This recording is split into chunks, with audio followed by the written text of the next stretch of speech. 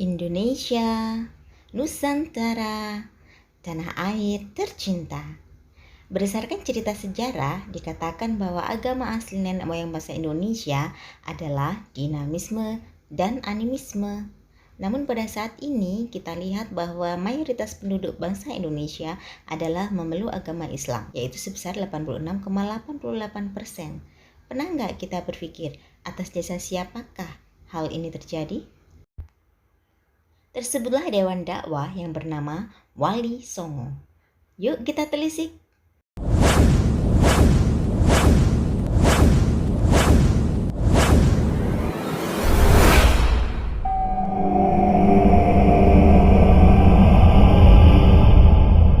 Assalamualaikum warahmatullahi wabarakatuh.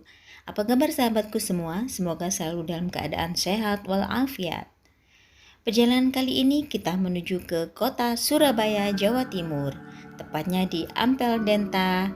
Di sana terdapat sebuah makam seorang wali songo tertua, yaitu Sunan Ampel atau Raden Rahmat. Untuk menuju ke lokasi ini tidak terlalu sulit, sahabat.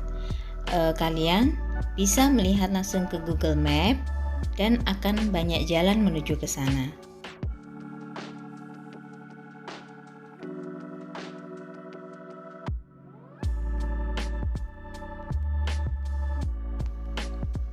Setelah mendapatkan tempat parkir di pinggir jalan, kita bisa memilih masuk melalui gang manapun yang kita suka.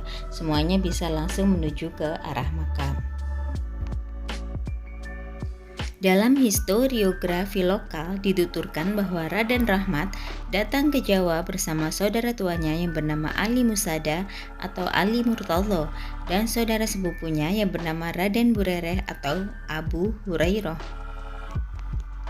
Menurut Lembaga Riset Islam Pesantren Luhur Sunan Giri Malang, dalam sejarah dan dakwah Islamiyah Sunan Giri, Imam Rahmatullah atau Sunan Ampel bersama ayahnya datang ke Jawa dengan tujuan dakwah Islamiyah disertai saudaranya yang bernama Ali Murtadho dan kawannya bernama Abu Hurairah putra Raja Campa. Mereka mendarat di Tuban. Setelah tinggal di Tuban beberapa lama sampai ayahandanya wafat, Imam Rahmatullah berangkat ke Majapahit menemui bibinya yang dinikahi oleh Raja Majapahit yang masih beragama Buddha. Kedatangan Sunan Ampel ke Majapahit diperkirakan terjadi pada awal dasawarsa keempat abad ke-15, yakni saat Arya Damar sudah menjadi adipati Palembang, sebagaimana riwayat yang menyatakan bahwa sebelum ke Jawa, Raden Rahmat telah singgah ke Palembang. Bibi Raden Rahmat yang dinikahi oleh Raja Majapahit itu adalah Dewi Darawati, yaitu putri dari kerajaan Campa.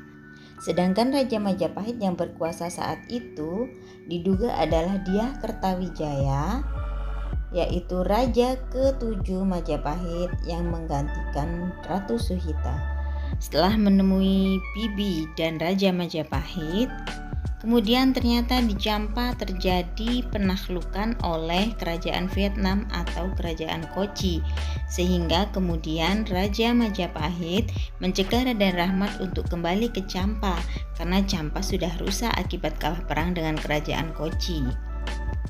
Kemudian Raja Majapahit memberikan sebidang tanah kepada Raden Rahmat dan saudaranya di Surabaya dan saudaranya di Gresik. Tampaknya memiliki kaitan erat dengan suasana politik di Campa, sehingga dua bersaudara tersebut ditempatkan di Surabaya dan Gresik dan dinikahkan dengan perempuan setempat. Babat Ngampel Dento menuturkan bahwa pengangkatan resmi Raden Rahmat sebagai imam di Surabaya dengan gelar Sunan dan kedudukan wali di Ngampel Dento dilakukan oleh Raja Majapahit. Dengan demikian, Raden Rahmat lebih dikenal dengan sebutan Sunan Ngampel. Kebijakan yang dilakukan oleh Raja Majapahit saat itu dilakukan karena Raden Rahmat adalah keponakan dari istrinya. Kemudian yang kedua, pada saat itu Majapahit sudah mulai mengalami penurunan, terutama dalam bidang ekonomi. Dan pada saat itu perkembangan Islam di daerah pesisir sudah mulai tumbuh, di mana kebanyakan para penyebar agama Islam itu adalah juga seorang pedagang. Sehingga dengan ramainya perdagangan di daerah Jawa bagian utara itu diharapkan bisa menambah perbaikan ekonomi bagi Kerajaan Majapahit saat itu. Pengangkatan Raden Rahmat menjadi Sunan di Ampel Denta dilakukan oleh Raja Majapahit melalui Adipati Surabaya Bawan Majapahit yang bernama Arya Lembusora yang sudah beragama Islam. Arya Lembusora dikisahkan menempatkan Raden Santri Ali menjadi imam di Gresik dengan gelar Raja Pandita Agung dengan nama Ali Murtado. Setelah itu, Arya Lembusora menempatkan Raden Rahmat sebagai imam di Surabaya, berkediaman di Ampel Denta dengan gelar Sunan Ampel Denta dengan nama Pangeran Katib. Bahkan dikisahkan Raden Rahmat menikah dengan Nyai Ageng Manila, putri Arya Teja dari Tuban.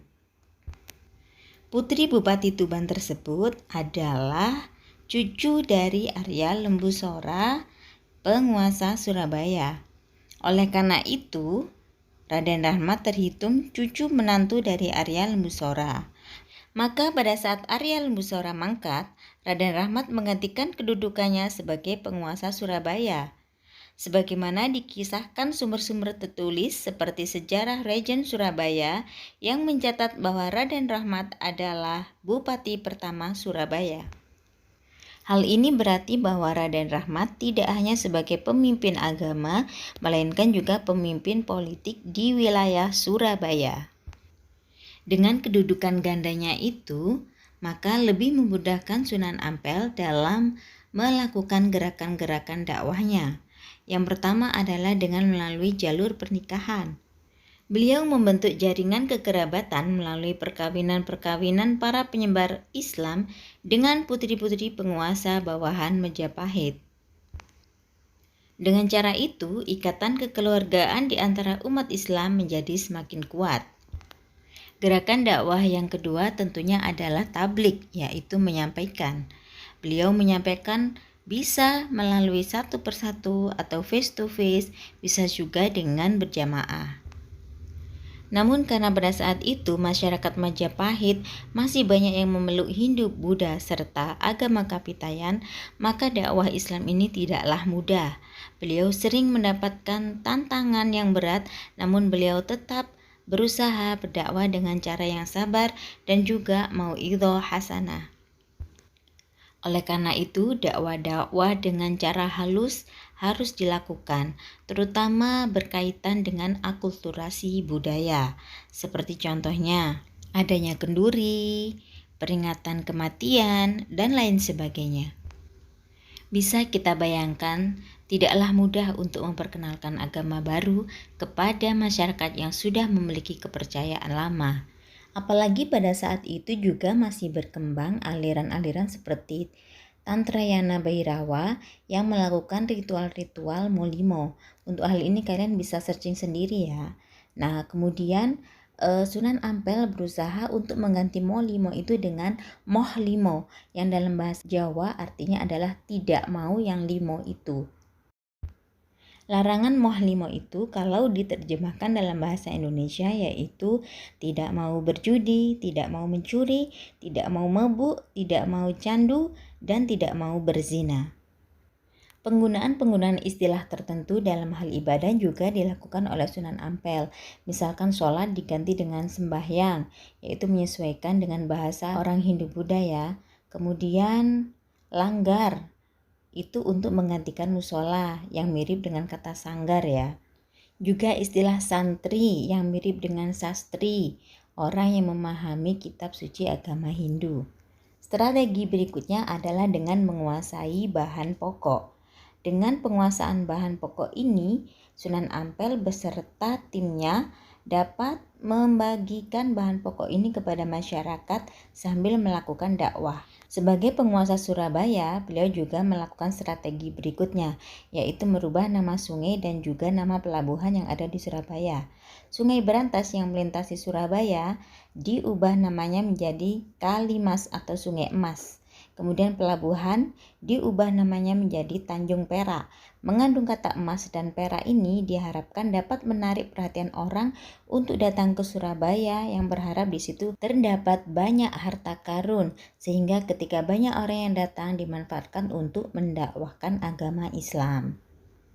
Dan masih banyak lagi strategi yang dilakukan oleh Sunan Ampel yang dilakukan secara halus yang membawa Islam berkembang tanpa peperangan dan kekerasan.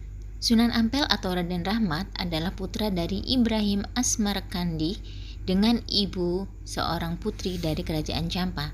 Beliau mempunyai putra dan putri antara lain Sunan Bonan, Sunan Derajat, serta beberapa putri yang dinikahi oleh Sunan Giri dan juga Raden Patah. Makam dari Sunan Ampel ini terletak di sebelah Masjid Ampel yang tidak pernah sepi pengunjung.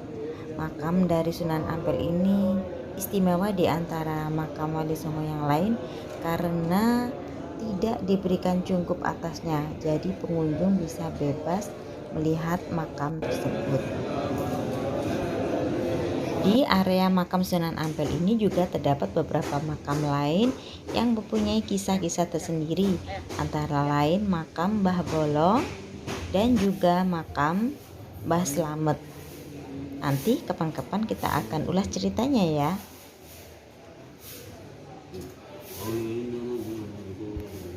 Sekarang kita akan meluncur kembali ke kota Gresik untuk menelusuri makam dari saudara Raden Rahmat yang pernah datang bersama dengan Raden Rahmat pada saat awal kedatangannya, yaitu Ali Murtado atau Raja Pandita di Gresik.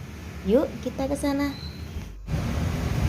Ali Murtado atau Raden Santri atau Raja Pandita Hunut adalah kakak kandung dari Raden Rahmat atau Sunan Ampel yang diberikan kewenangan untuk menyebarkan agama Islam di daerah Gresik.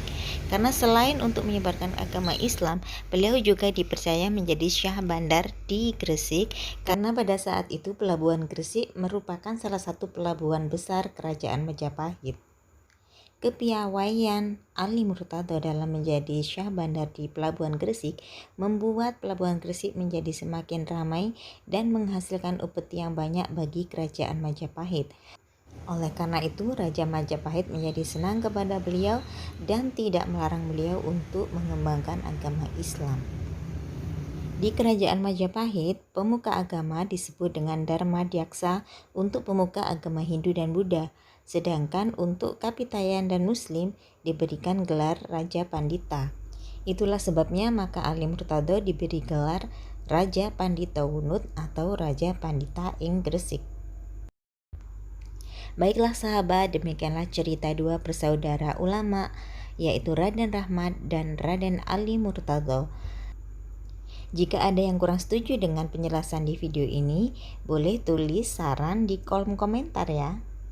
Terima kasih atas perhatiannya. Wassalamualaikum warahmatullahi wabarakatuh.